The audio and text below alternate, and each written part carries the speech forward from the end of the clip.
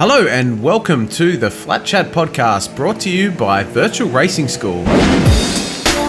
This is V8 Scotts. The Flatchat podcast V8 Scotts edition. The Flatchat podcast V8 Scotts edition. 2019! Tonight we have Michael Korelof, the one of the head honchos over at Oceanic Sim Racing, obviously the group that runs V8 Scotts. And we will take many shots at this man.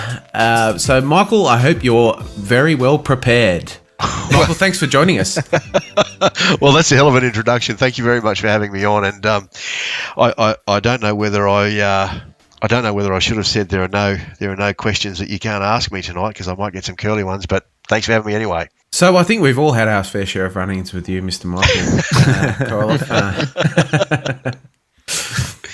One of which you run multiple series. Mr. Matthew Norrie Norris. He's hiding out there somewhere. He's failed to bring up any incidents yet. Norrie, what do you think about the race control? What are your real opinions of race control? Oh, I'm not going to bring up that dev race, but there was a penalty. It wasn't warranted. Well, so this is what I was going to say. This led to my next question. Michael, you must hear this week after week, race after race. What is your initial feeling about the iRacing community and how they go about going after objections on penalties or that kind of stuff? But that is a big role for you and the OSR team, and it's a role that no one wants to play, as Jamesy mentions. But how do you feel about the iRacing community, and how has it gotten better over the years? Worse? Are we crazy? Yes. Well, look, what do you think, mate? Look, it's a funny thing, because really, race control used to be something that it was a bit of a gentleman's agreement when online racing first happened. And I'm talking back in Grand Prix Legends, and that's before my time.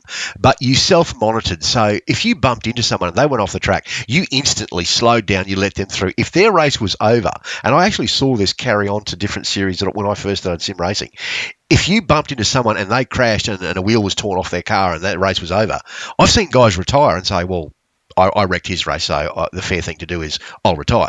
And we had this sort of gentleman's agreement of how it went. But as iRacing came along and first came online, around the 2008 time where it became public beta, and from then on, guys didn't have to redress, and so you had a lot of these older style sim races that came on into sim racing that were very much of the old ilk, and they did the right thing, as it were, rather than just deliberately give someone a nudge and push them off, because you had a new wave of people coming through that were leaving PlayStation, leaving Xbox, looking for something more than just a game, and they went racing. And you had, karters and race drivers, all sorts of people coming into this for the first time, and there was nobody there to police it. So you give someone a nudge and you got a position and away it went. Now, a lot of the older races that were around in those days that were still racing on the fair basis basically got jack of it, and they moved away. So you had this decline in standards, as it were, where drivers could just get away, and it became tit for tat. And you had the community that started really well, like 2008 and onwards, and it slowly declined and down, I would suggest, in a curve down to around 2012, 13. And then we started doing this race control thing as a way of making guys responsible for what they do, but also looking at all these new blokes doing the stuff that we just thought, man, you can't do that. That's not real racing. That's making it like your PlayStation, and it's not. And so race control became something of a bit of a big stick. But I think the community has warmed to it more, because they understand that it's fairer for them, and that if they get bumped off the road by somebody, there's going to be either a redress or a penalty issued, not just they got taken out and that's their race ruined. So it's fair for everybody, and that's what I think the public as a community has come to understand, and indeed we've seen other series like the iRace for Fun boys, the AOSC guys, the Endurance Championship guys. All those guys are doing live race control now. So it's nice to know that we sort of started something that other people feel is valuable and has moved on. But in general, to answer your question, yeah, I think the iRacing community has gotten a lot better, and they accept us a heap more, even though they might not like us. They do accept us. Well, on behalf of everyone out there listening, Mike, you're wrong. You're wrong, Mike. Okay. All right. Okay, I'll take that. I'll take that on board. Just got to get it out of the way, just get that out of the way, and then we can move forward. Yeah, mate, not a problem. Well, look, considering that's really good to hear. Considering that especially V8 Scotts, it's gotten so big and so competitive, and the fact that you're saying that is actually really good. It's really good to hear. Considering you're running, 150 of the most competitive V8 drivers in that series, and some people with big egos, some with small egos, but at the end of the day, if they're getting better, that's good. Well done. Well, I think it's fair to say too that we've had to massage the rules a little bit and make some adjustments, because there was still sometimes our penalties weren't quite enough, and there's still some people that need a little bit more coaxing into line, as it were. So we had to adjust that. But the whole idea is it's got to be fair for everyone, and that's the main thing, and that's what we're trying to provide. So, we head down that path, and we try to get it as right as often as we can and be as fair and consistent as we can. So, yeah, and of course we're always willing to review decisions if somebody thinks that we really got it that badly wrong. Yeah. How long does that sort of go for? Like, in what respect? What are we talking about? How long? Oh, about 3 months back. Is that gonna? Okay. So let's address the elephant in the room. I'm lucky enough to just get to race every now and again in the Dev Series on a Tuesday night. So whilst you're debating what Race Control's decision was, I can tell you I had nothing to do with it, because I would have been racing that night as well. So there we go. And that is the best way I can back out of it as I can. Don't worry, Norrie, you still wouldn't have won the Dev Series, so let's just leave it. Leave it alone. I've let that bird fly. I'm sweet. You can blame Henry King and Simon Blake for that. Yeah. There you go. At least you can spread the blame amongst people. Yeah. Hell yeah. Yeah. Hey, moving on to Scotts in 2019, we're looking at probably one of the biggest sim racing events or a series that the world has ever seen. And I'm really not trying to overhype this, but the Scotts series for this year, with the broadcast, with all the media surrounding it, with what we're doing, with all the content that people are creating for it, Racecontrol is going to play such a massive part in making sure that this spectacle and this entertaining series is going to go ahead smoothly and with credibility too. And we're so confident that you guys are just going to continue to do the fantastic job that you've done.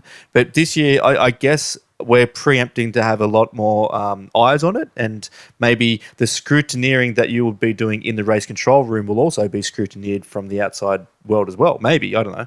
But what do you guys got planned for this year that makes this year a bit different and a bit special for this 2019 Scotts season? Well, first of all, we've got the sponsors that we had last year, which is great. So we're able to continue that on, and that's a big boost for us, and a vote of confidence from VRS, from Peter Dimov, which is absolutely fantastic.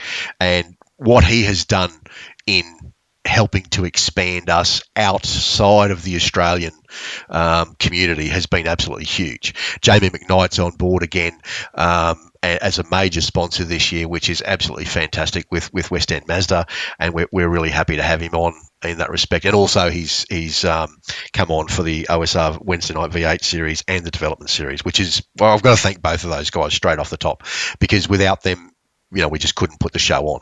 And I've got to say, it's not all just what we do from regards to race control, because you've just got, for starters, what you guys do in helping us get the media out. Absolutely brilliant. You've got SimSpeed and what they're doing and where they're progressing to, which is just come leaps and bounds for the series, and it's made the series explode to where we're getting international entries now and people wanting to come in and let's give this a go.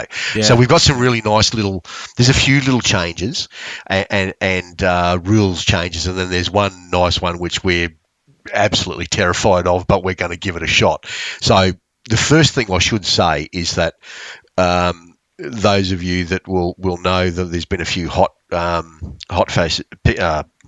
patches, hot fixes, whatever, in the last couple of weeks from the Season 1 build, and they've been addressing the issue of being able to, with the new weather variations and so forth, of us being able to, in a set server or in a private servers, maintain the same weather settings. So we'll be able to do what we did in the past, and when we set up our pre-qual servers, the weather's going to be the same in all of them, so you're not going to have variable weather. Oh, that's good. Yeah, it was a real headache for us. We were tearing our hair out. I was interested about that one, yeah. Yeah, we were struggling with it, and trust me, there's been a lot of communication backwards and forwards to iRacing, and it really, my understanding, and I wasn't involved in that communication, but my understanding really was, look, we were going to drop that in, but we didn't quite have time to do it, so it'll come next build. And we were sort of saying, we really, really, really need it. Please, please, please.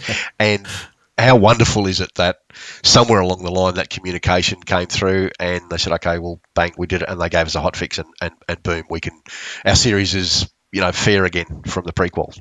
So that's great. It's absolutely fantastic, and again, once again this year, I can let your listeners know that our rounds will align with the official series. So I've got to have a huge shout out to Mark Samuel for instigating that at the beginning of last year, because it's been an absolute godsend. So when it comes to the weekend or the week of a Scotts round, it'll be the official series as well. So you'll be able to practice and align the two, which is just fantastic. So yeah. Otherwise you get guys trying to juggle two tracks, and you never really want to see a driver or a team having to make a decision to either put energy into one or the other. So yeah, absolutely. That's really good. Absolutely. Really it's fantastic. And Mark came up with the idea last year, and I was just blown away that he would do it. And he made it happen. And it was absolutely fantastic. And I again, thank you to him for last year and for this year to make it happen. It's fantastic that we can align ourselves with the official series, or should I say the official series aligns itself with Scotts, if I may be that bold. Yeah, you should, mate. Which is fantastic. That's absolutely. I'm still blown away that they do that, and that we can make that happen. So yeah, that's absolutely brilliant. The new things, just in the basic administration, the registration now will be on the SimSpeed website. And you'll notice that in doing that registration, they're asking a few more personal questions, and you can upload photos. But I looked at that and I thought, oh, gee, I wonder how that'll go. But then when I looked into the background of it to see what they're planning to do with how they're going to bring the details of the driver personality forward and how they plan to expand on that and integrate it into the broadcast is going to be fantastic. So yeah, that's the key. It really is. That's the future of sim racing. It's a personality thing, isn't it? But yeah, I mean, to try and get the personality out, not just the cars on screen, because that's really interesting. Speaking to you, Mike, about this, because talking of personalities, you get to see a lot of the stuff that we see as far as taking note of the personalities and the kind of the drama stuff. I don't want to get too much into it right now, but that is something that is key to actually exposing the entertaining part of Scotts, and you must see a lot of that. I mean, not to digress too much, but I mean the personalities and certain sides of someone's personality, you must see that and have a bit of a laugh sometimes. Some of the comments you must hear. Well, on the odd occasion, I have to admit, on the odd occasion, we may get contacted by the odd team manager asking or making the odd polite query as to why their driver may have received a drive-through penalty. And sometimes it's not a very polite message. I'm just thinking maybe. Well, I prefer to think of it more as that they have abbreviated it down to 2 words. That real, is it? And then after no, it is not good job. And after that, then they may choose to explain or expand a little further on what they're thinking at the time. And I won't mention any names, and I will not bring into the conversation the fact that they completely enjoyed giving me in particular a whole pile of black flag penalties whilst we might have been competing in the Matt Torkins charity race. But The story thickens. I know we've got a podcast to cover, but let's go down this rabbit hole. It was all in good fun. But look, yes, we do. To say that, we often do get queries and people saying, "You got to be kidding! How was that a penalty?" And look, by way of example, for example, last year. At Sebring, Ethan Grigault was racing, and there was championship points involved. There was positions within champion and so forth. So, from the Sims racing side of it, quite important points not to lose. And he got a drive through. We looked at one of his manoeuvres, and he got a drive through, and that was queried. And Ethan was quite upset about it. And I can understand that. You sort of got to weigh it up. It's like, okay, mate, don't tear my head off, but this is what it was, and he disagreed and so forth. And from that point of view, Racecontrol came to the same decision. And then when it was debated a little bit further, I actually went back after the race was over, like 2 days later, and said, "Gents, we need to review this. Can we please have a look at this to make sure we got this right?" And because we save every replay of every race, and we all went back through it and all came up with the same result. Now, I've got no doubt that to this day, Ethan will say that's not a penalty, but we all reviewed it. We all went back and sort of thought, well, okay, no, that's our decision was right. We all agreed with it. We looked at it from a million different views, and we're always going to have those clashes. There are always drivers that are going to dispute that they shouldn't have got the penalty that they did. We're willing to look at it, and yes, you get some colourful language sometimes describing your decision, and sometimes you get people we try and explain as best we can to people why and what it was, and show them comparisons. And the forums are littered with times where I've just publicly said, "Hang on a second, don't tear us down. This is what it is," and that's where it ends up. But yes, we see some interesting personalities. We get to meet some interesting people. Look, I kind of feel like taking on the role of Russell Ingall here and objecting to that, but I might get fired. I might get fired. That's what I'm trying to say. I think that's the right sort of approach, though, because you've got to take it with a grain of salt.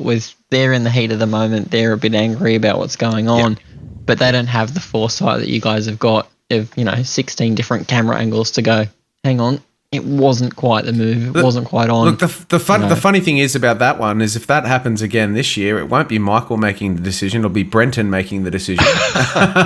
Because it's two teammates now. Oh yeah, that's right. Yeah, exactly. Well, it's a good position for Brenton to be in, isn't it? Two really fast drivers. And that's actually one of the topics that we're going to cover next week on the show. It's going to be a big show next week. And in case you haven't noticed, this week we are going visual. So, yeah, stay tuned for all that stuff next week. That's some pretty scary stuff, I would say. I know, telling it. It's a horror. It's a horror genre, isn't it? Our videos. Yeah. At least that's what it was tagged to when I was there. Yeah, exactly. We did. No, Norrie, you did great. We all did good work on getting that thing together. Mate, I think Norrie looks better than all of us, mate. To be honest, 100%. 100%. JC, we need to go to the gym or something. So gym, makeup. For my effigy, am I just going to be like a little doll with pins stuck in it as racing and an RC on my chest or something like that? Is that how it's going to work out? Is that what you're going to say for me? Flapping mouths. That should be an award. The Flatchat Award is you get a special voodoo Mike Korelof voodoo doll. There you go. You can stick pins in when you're not feeling good. Very realistic and extremely ugly and scary. Gave me a drive through at Donington. Boom, another. See, Norrie's still holding on to it, mate. He still remembers the track. Oh man! Oh, very much so. Shall we refer to Frozen? Let it go, Norrie. So what else? What else? Yeah, what else have you got? I mean, have we touched on the safety car? Not yet. We haven't. Not yet. Oh, okay. Let's bring this one in. This is some scary and fantastic news. I think I'm it's the best thing by this. since fried bread. Well, How good is it? The safety car this year, gentlemen, is going to be as our first choice, and we're not saying that we are not going to. Well, we've completely ruled out that we can't be using the in-game safety car, but our aim this year is to provide a manually driven safety car so that when we call it, clap, we're going to be sending a car out onto the track. Good. And it's going to be manually driven and with manual instructions at this stage. Until iRacing can give us something better, we're gonna do it ourselves. How good is that? Do we have information as to who's going to be driving those cars, mate? Well, we thought long and hard about it, and we thought, well, who's the best man for the job? And Michael's dropped out. We thought long. We thought Michael was driving, but yeah, how bad's the fact that Ross Rizzo's driving in the series, because he would have been the safest driver out there, wouldn't he? With like one incident. 100%. He's the man. 100% he would have. He was the man. The but next, look, he was busy, and so we thought, well, who else can we get? And they were busy, and then the next guy was busy, and the next 12 guys after that. But eventually Simon Mazzomo said yes. Why didn't my phone go off? because you've been complaining about the penalties that you've been given for driving off the track and That is ramming correct. into barriers. That is correct. There was a selection process, and Damn it. unfortunately, yes. You weren't even in the running at all, Norrie. Well, no, that's not true. If Simon Mazzomo had not said yes, you were next. Oh, yeah. there you go. Oh, there you go. But he said There you go. yes, so sorry. Simon, Damn it. yes, Simon's the reason that you didn't get the job. So Missed Simon out by Mazzomo is going to be much. the safety car driver. That's great. And Simon actually puts on the geodesic GT3 races. No. No? I think is it. I don't think so. I don't thought he think so. organised. Oh, maybe I'm completely wrong. Okay. That's the team geodesic who do that. I don't think Simon does that. Well, He organises the OEC. the OEC. There you go. That's the one. And look, I've got to say credit to the OEC boys, because we competed in their 8 hours at Le Mans last year, and on the fly, they did a manual safety car. And so we got to actually see it from a driver's perspective, and we were 3 cars. We were a 3-car team in 2 different classes, and we got to see that. And I looked at it and said, guys, they've got a big track, so it's, they've said they've made mistakes, but they've got a big track, so they can work it out and get things sorted quickly. But the bones of what they did was really good. And I know we've had a lot of guys coming to us saying, you should do it, you should do it, you should do it. And we're always hesitant, because what if it goes wrong? How do we make this work right? And so, but we watched it happen there, and I thought, you know what, that was actually, as a competitor, that was really cool. And I started the drive to make it happen, and that's what we wanted to do. So that's what we've done. It's trying to eat an elephant, and we're going to take big bites and chew fast. But I think we can do it. I think we can pull it off. So, can I just ask, as a potential driver in the series, Sure. potentially, Sure. When you release the safety car, because there won't be yellows, That's I'm right. assuming, on the screen. That's right. So, how are you going to notify drivers that there will be a safety car? Okay, well, the first thing is that Racecontrol will determine that a safety car should be deployed. And that's no different to what we've always done. And we would just hit the, deploy safety car, and away it would go. And it was a random thing, and off you went. So what we're going to do now, basically, is we will inform, and just by a simple Control V, we'll have it queued up. So we will be able to text in-game, safety car, and administration will come over, or race control will come over, and safety car. So you'll hear it 3 times. At that stage, you are to then cease racing the cars around you, slow yourself down at a moderate pace. Anybody that just lifts off the throttle or stabs on the brakes and causes somebody to run into the back of them, there'll be a review and obvious penalties to go on there. So you've got to slow down safely, and we will timestamp that. So the in-game timestamp will tell us that the race is going at X amount of time, and at this point, this is when we announce that there's a safety car. So if we have to review a battle that's going on between cars, somebody says, oh, he passed me after the safety car was announced, we can have a look at it and say, yes, that's correct, or no, that's not. And so we have to have people to be able to do that, and we're setting aside the manpower to do it. So that's how we'll let you know that a safety car is being called. The key thing about all this is the pit lane will remain open, because the game will stay on green flag. That's the biggest thing about it. Yeah, 100%. That is the big key to making it a strategy induced result. They're the things that you see in real life that we never really get to see the glory of in Scop. So that's so good. Yep. And what we'll be doing then is we deploy the safety car. We will ask them, obviously, to move to the end of the pit lane, and we'll be looking for around where the leader is and where the leader should be coming through, and deploying the safety car out in front of them. As best we can. The leader might come in, and if the leader comes in, we'll still deploy the safety car, and away we go. Possibly everybody could be filing in to the pit lane to take advantage of it because it's within their window or whatever. So the safety car might be trundling around there for a little while by itself. But we group everyone up behind them, and we will do 2 laps with the safety car. and we'll run at about 80, 90 kilometres an hour. We'll look at doing a few tests to see what's appropriate for the speed for the I track. suppose it depends on the track. Yeah, it does. It's always going to be track determined as to how quick we do it. But the key thing would be having a constant speed. And once we've got 2 laps down, we will then start to be able to do our manual wave throughs. Now, one of the really, really important parts is, and this will be one of Simon's really important jobs, is as he comes up to the start-finish line as the safety car, he will announce that pit lane exit is closed, and you can't exit pit lane and file into the group or look to catch up to the back. So pit lane exit closes from a safety point of view. That's very good. So that is really good. So everyone that enters the pits on that call, that decision, has to take into that's actually something they've got to really think about. It's going to affect their strategy. Yep, they do. And the idea then is that the safety car, as it crosses the start-finish line, announces that pit lane exit is closed. We timestamp that again so we know if somebody's exited the pits before or after.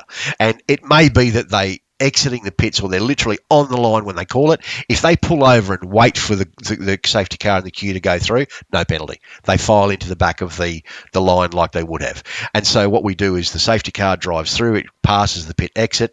The queue of cars, once they have passed, we will then announce pit lane exit is now open, and those cars can drive out and they get back into the queue. Once we've got everyone sorted there, what we will then do is look at who is between the safety car and the scoreboard leader. So we may have to wait a lap or so for iRacing to catch up. We want to know that the scoreboard is set and that the leaderboard is accurate. So we've got everybody out there back on track. They've done their pit stops or whatever they want to do. And then we'll look at who is between the safety car and the official leader of the race, and they will get waved by. So they'll be able to drive out and around the safety car and go round to the back of the queue. So then we've got the leader behind the safety car. Once we're happy that we've moved all those cars through, we will then look at who is on the lead lap. And where is the last car that's on the lead lap out of those cars that are in the queue? The ones that have been sent round to get their lap back, they will obviously come back onto the tail of the safety car bunch or group of cars. They're not being counted in. They get their lap back, so that's good luck for them.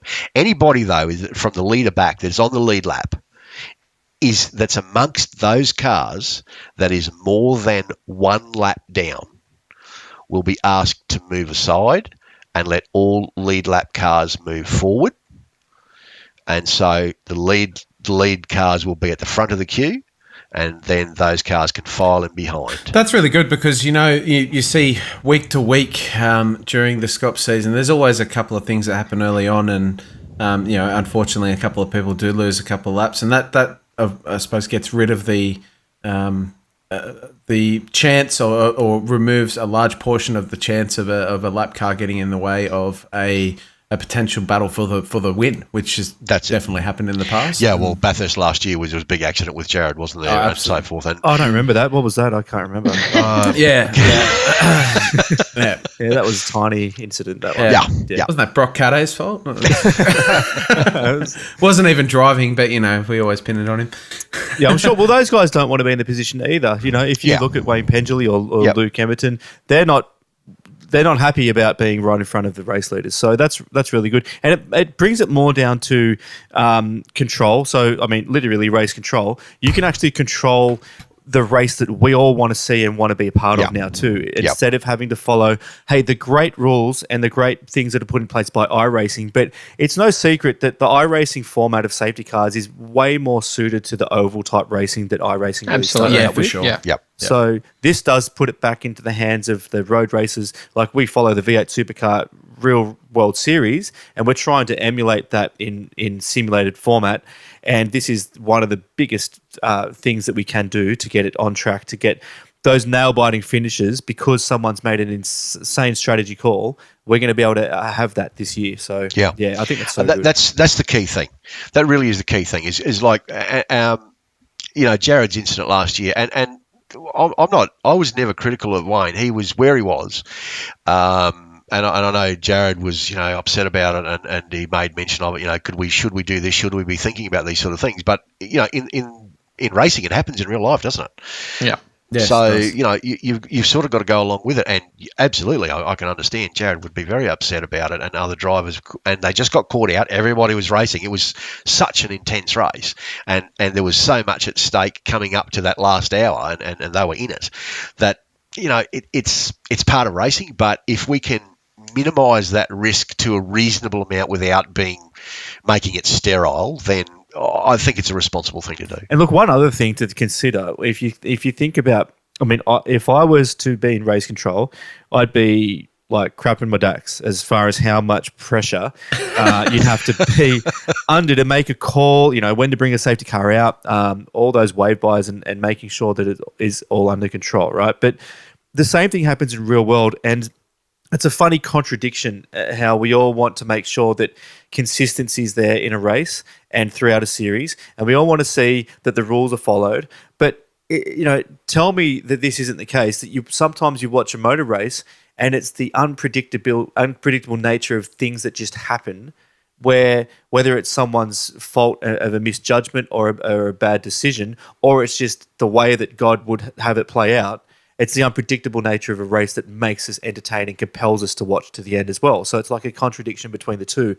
And you guys are the ones who are like walking that tightrope in race control. Yeah, very much. Very much so. And it's one of those things that I'm sure a lot of guys out there that are very critical of what we do on occasion, but I would challenge any of them to sit in there and do it week in, week out and keep going with it. And to be fair, we actually like doing it because we know that we're fair, we're consistent, we have good racing heads on us. We don't favour anybody. I would, and if I was in race control and Simon was racing, I'd be just as happy to give him a penalty as not. If he deserved it, he'd get it. There's no question of that. We're best of mates, and we've always been that way. So to the best of our ability that is humanly possible, we make the same decision and the fairest decision under the circumstances of what we think. And I can tell you sometimes, a decision might be left pending till after the race. We can be arguing about it for 35 minutes after the race as to which way we think it should go and why, and before we come out with a decision. Sometimes it turns out it's a racing. We say, okay, racing incident. We just can't agree. So benefit of the doubt. But it's one of those things that it just makes the series absolutely spectacular, and you have to have it. You can't not have it, and it's what makes the series so good. So yeah, that's why we do it. You talked about yourself and Simon, how you guys get along so well, and you guys are obviously running most of the race control. So you've had a special guest last season who helped out a few rounds. Yeah. Want to help us in? Hang on now. Are we talking about Henry King? No, Henry's done it before that. Wow, really? Pretty sure Chris Cassie's been in there for 5 minutes or so, hasn't he? No, he's very he was called into the office. He had to please explain, but that's not something. Oh, that was we talked about. Called to the principal's office. Yeah. Okay. We're not talking about that. No, we were. I guess we're in the very fortunate position to have a little bit of a special relationship in that, and I got to say, he chose us, and we're just grateful for it. But yeah, Shane van Gisbergen is a regular attendee to our Teamspeak channel, and as you all know, he's on iRacing and enjoys it. He's just one of those guys that he loves sim racing. He loves all types of racing, and for his leisure, that's just what he does. So, and we get to chat with him, and hop into various servers, and we all go driving and have a bit of a yak and a bit of a laugh together. And he's just a normal guy like everybody else, which is great.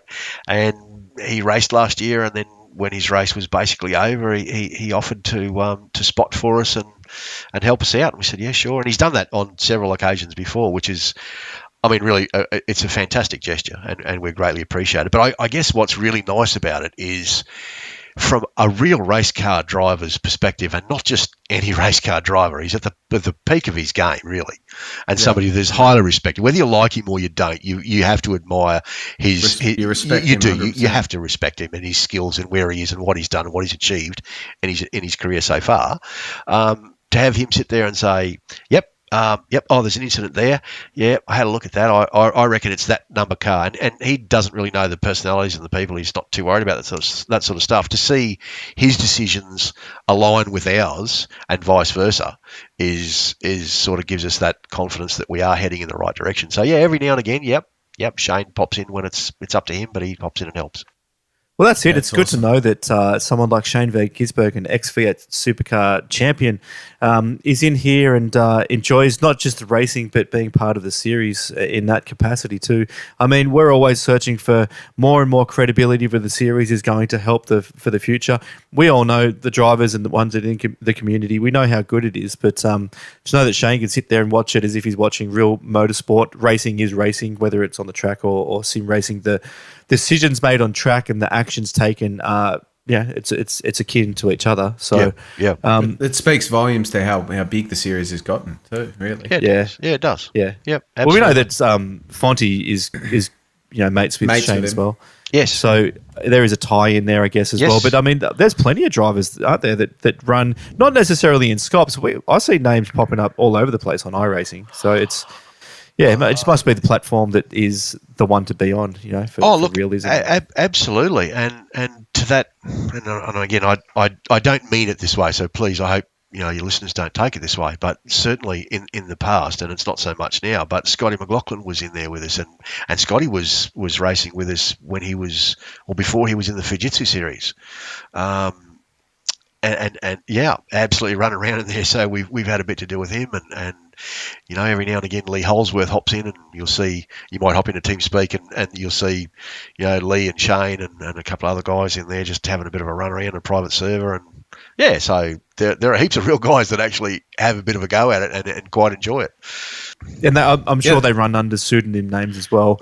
So anyone who's out there and you see, Joe Blow jump into server, that may not be Joe Blow. It may be Scotty McLaughlin. So could be SVG or maybe Sebastian Vettel, or you never know. I mean, the litany of stars that come through our Teamspeak is I can't divulge how many there are. No. Well, no, I completely believe that. It's amazing. Because I'm such a believable guy all the time. No, but it is. You're like, oh yes, Scops. It's a or just iRacing or sim racing. It's changing. It's evolving. From being a game, which most sim racers would never call them games anyway, but for the common person, this is the real deal. And, thinking about this topic and moving forward just to get to the end of our chat in a way, with Scops and everything that's going on with the changes you're making in race control and having a safety car, it's just adding to the realism. But the realism and the credibility of people like Shane Van Gisbergen, et cetera, coming into race control, that's all moving the ship forward to a place where this thing's going to be more noticed. And again, credibility is one of the biggest factors, humanising the sport, all that kind of stuff. Mike, what are your thoughts on where the Scops is going to go in 2019? We keep bringing up the hype, but what do you reckon, mate? Where's this thing headed, and are we doing a good job as far as a community? Is there anything else we should be focusing on? Just give us your thoughts a little bit on Scops 2019. Well, I'm actually quite interested to see where it goes myself, from the point of view that me personally, being an older person and not being involved so much in social media, as much as a lot of people out there. Oh yeah, yes, you are. Yeah, I was just blown away with how far VRS pushed Scops in one direction, how they shared, and the views that grew. I'm blown away with people like yourself that come up with a podcast that you do, and it goes out, and it's great. This is the first podcast I've ever listened to, and I listen to it all the time because I have a laugh. I love listening to what you do, and that's just making the series grow. We've got real recognition of the quality of racing that we have. You've got people like SimSpeed that have been taken on board by iRacing as an official broadcaster for the work that they do. I mean, Jay and Fonty are just kicking goals everywhere with how they do stuff. And we've always known it, but they're getting the recognition, and they have got big stuff coming this year. We've got, we've got the ability to be listened to by iRacing. And I'm not saying that, we're out there saying you should, whatever, but we can at least open a door and have dialogue now, which is great. That helps us. And you've got this interesting thing that's happened in the off season where there's been a whole pile of drivers swapping seats. So you have a whole new mixed bag going to turn up for the season. Now you've got things like we've added an extra reverse split sprint round this year. We're still retaining the 3 drop rounds. We're still retaining the invitational slots for the Enduros. But we've got things like Bell Island coming into the track rotation this year, and we've had to obviously format for that, so there'll only be 30-car grids for Split 1 and Split 2. So a harder format to get into. We've got our safety cars. We've got changing weather conditions now. This is our first real season for changing weather conditions. Yeah, I can't wait for that. How good is that going to be? And then you've got the unknowns. You've got the current champion publicly saying, I'm concentrating on the Carrera Cup stuff and I'm not going to do too much with V8s. And he's moved from probably one of the marquee teams to a team that's been knocking on the door for so long in Evolution Racing. Yeah. And then you've got guys like Altus. That's a big entry. Sam Blacklock going there. You've got the Warren brothers there.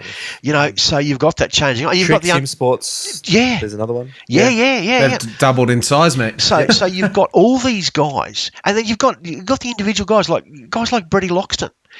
Now he's still on the up in regards, I think, to his sim racing career, and you've got guys. I mean, look at Forsen and Ross's effort at Bathurst last year.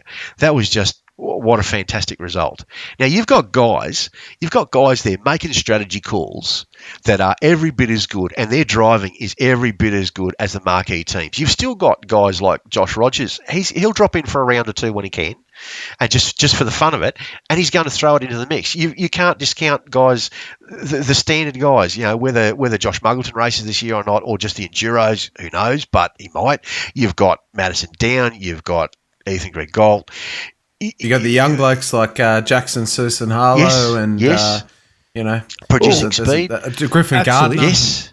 Moving just to put a little bit of a stop into this conversation, and I want to just jump in and ask one of the hard questions. I didn't know I was going to ask this, but Mark Samuel, this one's for you, mate. Mr. Mike Korelof, speaking of young drivers and a team that might be coming on the up, Redback Racing, do you know what I'm going to ask? He does. He knows. Okay. This is for you. Yes, Mark. What's the situation with a certain driver from Redback Racing Team? Because we have mixed opinions. I mean, there might be one of the most controversial drivers that the V8 community has ever seen in sim racing. And I'm sure that the young fellow who I'm speaking of doesn't even mind that that's the case, because polarization, whether you like it or don't like it, it does create feedback and it creates a buzz. And I think that whether you love him or hate him, Mr. Harley Hebert is part of the growth of the humanization of this sport, and he's not in Scotts this season, and wasn't allowed in last year. I'm impartial. I'm not saying it'd be great to have him or it wouldn't. I'm just impartial. I'm just a common viewer and observer of the game.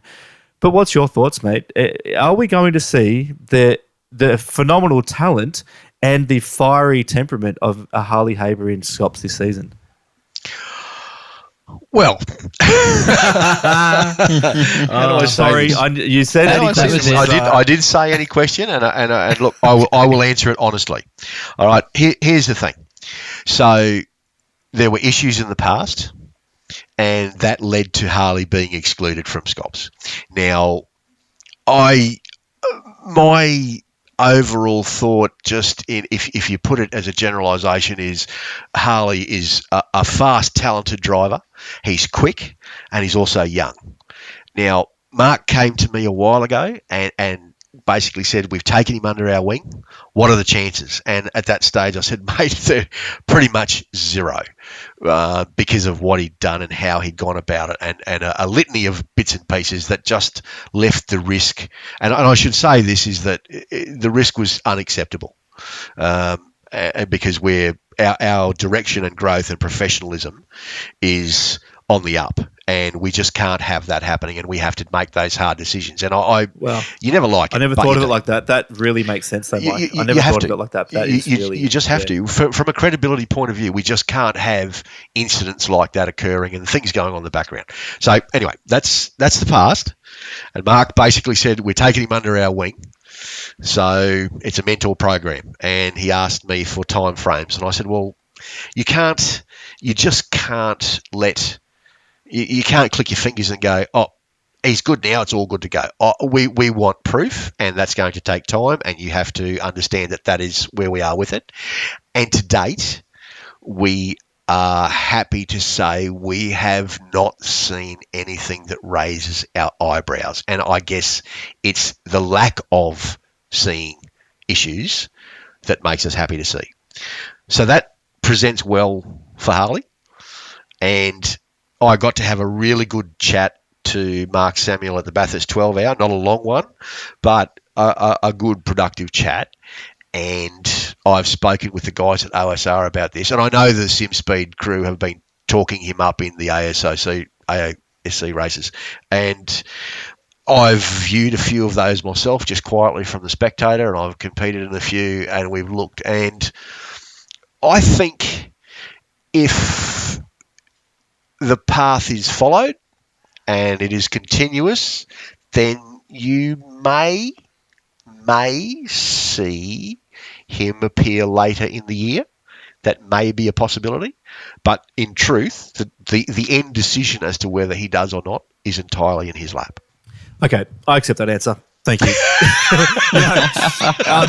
I wonder if Harley listens to this. I know some of the Wheelie Bins guys listen, and just as a complete sidetrack, you should have commissioned Shane Evans to drive that safety car, mate. Shane is the safety car driver of the... No, I think Shane might be running Scotts this year, man. There you go. I know he's made. He's bloody fast and he's consistent. So yeah, maybe he's not good in the safety car. He's better in the supercar. But Harley, yeah, I don't know if he listens, but mate, I hope he has a desire to run in Scotts because of where it's going, and I hope that desire does tend to grow some more compassion for the thoughts and the desires of everyone else in the series, that we want it to grow in credibility, and as far as a series goes, to really make a spectacle out of it, that it's okay to have spectacular racing, which is what I think a lot of these young guys want to do. They want to show how bloody good they are and how spectacular they can be. Yep. The fireworks they can create, which I'd love to see.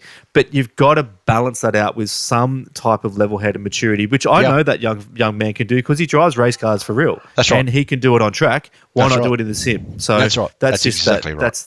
Yeah. So, mate, I hope he does come into it, and I hope that he does show you guys what you need to see as far as not doing anything too crazy. But look, I shouldn't speak too much because I don't know Harley too well at all, and I haven't really seen anything crazy. But I have, the proof is in the pudding of what you said. So let's hope so. Look, the series needs it needs young, fast drivers, and the more good drivers we have that are presenting themselves to the front of the grid, the hotter the competition. And certainly, we've looked at grids last year that literally have been separated from car 1 to car 80 by about 2.5 seconds. So when you got somebody that can slot into split one, who's a quick driver, and he's shown that he's definitely fast, if he could stay level-headed, and we're not seeing Harley of the past. So if we're looking at Harley of the future being what he is now, then that all bodes well for him getting back in, and that's about as far as I can go. I'm not going to say yeah, sure, but it's the case that, with Mark's guidance, who's a very level-headed bloke, there is a good chance that we might see him for the Enduros should everything go right from here on in. I must say this has kind of turned into a praise Mark Samuel podcast. And, Oh, he deserves it, mate. He definitely deserves it. Donations can be made to OSR and small notes, and a lot of them. No, we don't do that. But look, mate. he credit to him, because he seriously he's taken on something that I don't know that I would have taken on, and he seems to be getting a good result. So, all kudos to him. Now back to the rules in Scotts. Sure. Just one quick question. So last season, I believe it was at Montreal, there was a race where we had to run on American servers. Yes. And I was in it, and it wasn't the most fun experience. Yep. Can you explain, have you made any changes there Yeah. to make sure that doesn't happen Hold on, again? I think my mic's not working. The net code. Net code. Sorry, did that come through okay? Was that stuttery? I don't know. No, look, we that was very difficult for us too, because we had cars jumping all over the place. Netcode was an issue. It didn't make for good racing, because you couldn't race close to anybody, and there were interesting things. I know that Ian Ford turned Josh Muggleton. Yeah, that was just on the start finish line. Now, even in race control, we had guys saying there was just netcode, and we also had guys saying absolutely not. He's clipped him, and I know that Brenton supplied me photos that showed Ian never came close to him. So we had 3 different sets of things to adjudge. Now, decide that one, mate. we did, and look, and to be, Ian got the drive-through, but because I could see it, and I knew that I could see it, and I had somebody else that could see it. But when that all came together, it just made sense that we can't run on other servers anymore. It's got to be Australian servers, and only Australian servers. So in the event that we can't use Australian servers, then we will postpone the round. We will look for an available date that is appropriate, that doesn't clash with iRacing and real life and Formula One and V8 supercars, and we will try and reschedule it. If we can't reschedule it, then we will cancel the round. The same, we've looked at. I think that's a good decision. Yeah. It's Australian servers or nothing. We just can't do it anyway. The racing is too close not to have that, and we've also then looked at a whole a raft of rules in regards to if a server goes down. What race length are we at? At over 50%, can we declare the race, and how we declare points? And we've put rules into place for that, so that whether we restart the round, or we try and restart it that night, or we declare the round, and how we allocate points. So we've even looked into those details as well. So we've gone through a lot of rules and regulations for this upcoming season. Could you tell us where, if any team managers out there or any of the drivers want to find the rules, is there a place to find them? Absolutely. The rules will be posted. There should be a thread going up that'll have it in there. But for SimSpeed TV, the rule book is published there as well. So you can go to the website. Yep, SimSpeed website. You can go to the rule book there, and you'll also be able to download the safety car skin there. I might add that too, so you can. That's something we haven't touched on. That's right. There is a there is an competition opportunity there. Competition Yeah. going. Yeah, How many Norrie's of you pretty handy are at good the painters? paint. I did get the crayons out. I haven't submitted mine yet, but I have got the crayons out. You should do it. But Norrie's is just going to be just flat chat podcast safety car, the whole thing. Okay. Is that fine? Written all over it? Why not? Yeah, exactly. Why Well, not? at least we can put it in there. Winner. It could be a winner. Could be. But yeah, no, there's a competition going out there, guys. So for you budding painters out there, we want you to design on the 911 GT3 Cup car the safety car livery, and if it's yours, it'll be used for the year. You'll get some iCredits too. Why didn't you guys use the Mustang? Because the Mustang in iRacing that's 10 years old looks about 10 times better than the one that just came out in supercars. Sorry, Ford fans. Yeah, look, it's a problem. It didn't have the tail on it. It just didn't have it didn't represent an accurate Mustang. So we thought be better. Yeah, exactly. Well, that's a good thing. It's a good representation. And it's probably a lot easier for Mazomo to drive this thing and not crash it than he would in the Mustang. So it was a double-edged sword, So yeah. Oh, that's good. Oh, dear. So is Mazomo going to be driving with automatic? I don't know. I tell you what, he will be driving with. He maybe should, mate. That's what they do in the real life. He's made up an awesome little macro, and the safety car will have flashing lights. It'll be headlights, but it will have flashing lights. Oh, wow. Bell Albert should be driving it. That's it. Yeah. Is Bo racing in Scotts this year? I don't know. Chris? Mike? Who knows? Look, you never know because Altus have got a whole bunch of new drivers in the V8 supercars, and they're going to need co-drivers during the enduro rounds. And Bo has definitely given it a crack in the past, and we know he's not slow. Yeah. So yeah, But making a guest appearance, we could cross to him live while he's racing and do a bit like they used to with Dick Johnson, from Bathurst. He can do some commentary while he's racing. Yeah, I think his language might be just as colourful as some of Dick's language too. Just saying. There you go. No, Bo's great. I mean, he's an absolute weapon in that bloody GTE and GT3 car. Yep. But yeah, mate, it's looking like such a good season this season, and I guess I think we're all pretty happy to say thanks so much for coming on and spending an hour with us tonight to get all this info out, and I hope it helps people. And go to those links too. We'll put the links up as well for the info for the rest of the if team bosses and drivers want to check it out too. And Mike, if you want to, have you got anyone that you want to give a shout out to before we go off? Very, very quickly, I'd obviously like to thank VRS and Peter Dimov, West End Mazda and Jamie McKnight for their sponsorship. Thank you very much, gentlemen. We couldn't do it without you, and we really do appreciate that. I'd like to thank Jake Kennedy and Fonty from SimSpeed. They do a fantastic job. It's absolutely excellent. Thank you guys, for just doing what you do, because it's another arm to Scops and getting it out there, and it's fantastic. I think it's absolutely brilliant, and I love what you do, and I'm happy to be a part of it at any stage that you ever want to ask me a question. And then the man that makes so much happen, that is so silent, and the reason why he's here tonight is because he doesn't have a good internet connection, and Discord seems to hate him for some reason, is Simon Black.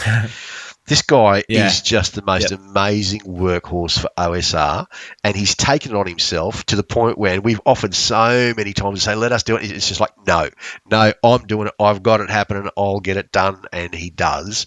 And he just sets servers, and he puts up race notices, and he deals with the most amazing stuff constantly. And he's there every week through his own personal adversities that he has every now and again. He's just there. He's the nicest, quietest, sedatest guy. And he's just a great human being. But the work he puts in for the community, unbelievable. Just unbelievable. I can't speak enough about him. And the other one is Henry King. He's just a stats man, and he does the most amazing stuff with getting things online. And the man's just had his 4th child. So shout out to Henry King. Oh, he's got a baby of about 5 or 6 days old. And he's just helps us in OSR immeasurably. So those two guys especially. They do a great job. Well, thanks again, Michael. Awesome to have you on. JC, Matt, thanks for joining us for the chat once again. Now, we spoke a lot about Virtual Racing School throughout that podcast. If you want to try it for free, go to virtualracingschool.com and follow the links, and you'll get a free trial. If you want to hit us up on our socials, just type in Flat Chat Podcast, and we will come up somewhere on your Facebook page. Hit us up on simspeed.tv/entertainment. We'll see you next week.